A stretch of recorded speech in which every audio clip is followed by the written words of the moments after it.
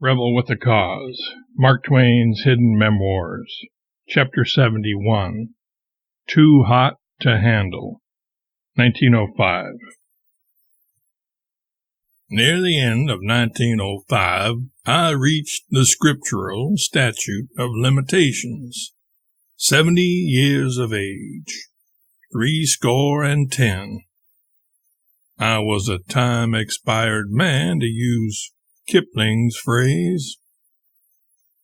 I felt free at this advanced age to write what I wanted to, without worrying about what people thought about what I had written or about me.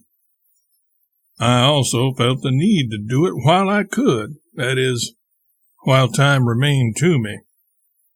So I wrote, among other things, the War Prayer. That year. I do not think it will ever be published, at least not in my lifetime. It is too shocking, too blatant a broadside against accepted dogma.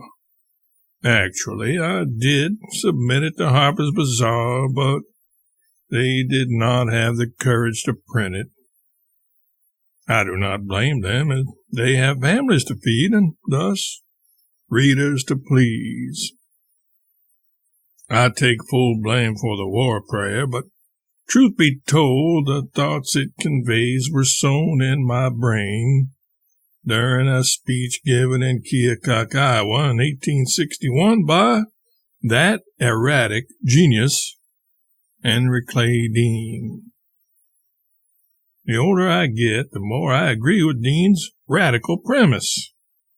Praying for the success of one side in carnal conflict is tantamount to praying for the maiming and killing of the combatants on the other side, and for the lifelong heartache of their loved ones left behind. When it is death that results to the combatants, it is not they who bear the bulk of the suffering. Rather, when warriors die, they are liberated from the pain and strife of this life. The supreme sufferers are rather those who survive. But can the existence that thereafter falls to the share of the bereaved really be called by such a strong term as survival? Or is it something else and less altogether? Calm and sedate reflection lead to the conclusion that statesmanship differs from assmanship only on account of the spelling. Statesmen will invent cheap lies, putting blame upon the nation that is attacked, and every man will be glad of those conscience-soothing falsities, and will diligently study them and refuse to examine any refutations of them.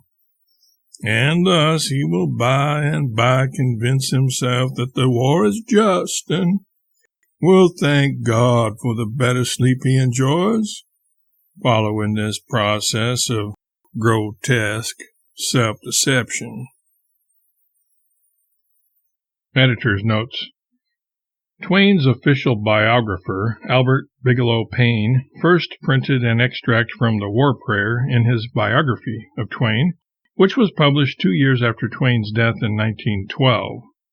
Paine did not publish it in its entirety until 1923, 5 years after World War I, then called the Great War, had ended. The War Prayer was not the only occasion on which Twain took up the cudgels against warfare. He also wrote, "Man is the only animal that deals in that atrocity of atrocities, war. He is the only one who gathers his brethren about him and goes forth in cold blood and calm pulse to exterminate his kind. He is the only animal that for sordid wages will march out and help to slaughter strangers of his own species who have done him no harm and with whom he has no quarrel. He sets himself apart in his own country, under his own flag, and sneers at the other nations, and keeps multitudinous uniformed assassins on hand at heavy expense to grab slices of other people's countries, and them from grabbing slices of his. And in the intervals between campaigns, he washes the blood off his hands and works for the universal brotherhood of man with his mouth. It is unknown whether Twain was familiar with Stephen Crane's 1896 poem, War is Kind. That effort by the author of Red Badge of Courage made the same point that Twain did here, that those who suffered the most from war's ravages were those at home who contributed sons, brothers, husbands, fathers, and close friends to the relentlessly grinding apparatus of warfare.